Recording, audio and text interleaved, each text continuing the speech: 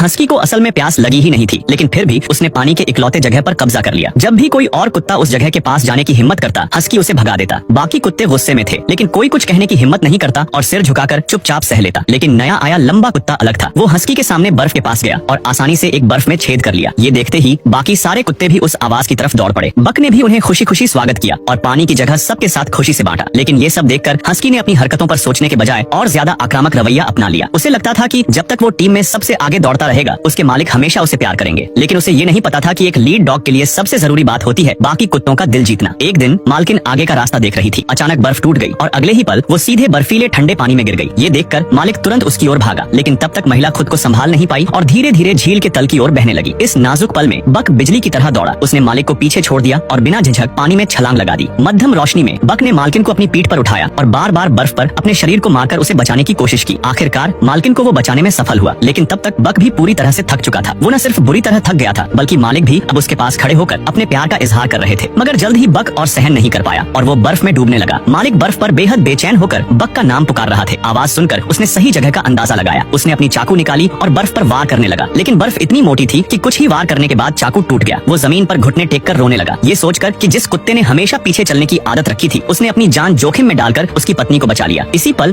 उसने देखा कि कोई उसे एक औजार पकड़ा रहा था। उसने बिना कुछ सोचे उसे पकड़ लिया और फिर से बर्फ को काटना शुरू कर दिया। लेकिन अचानक उसे कुछ महसूस हुआ। मुड़कर देखा तो पाया कि उसे छड़ी पकड़ाने वाला और कोई नहीं बल्कि खुद बक था, जिसे वो लगातार याद कर रहा था। बक को अपने मालिक के करीब देखकर पास खड़ा हस्की इतना गुस्से में था कि उसके कान तक मुड़ गए।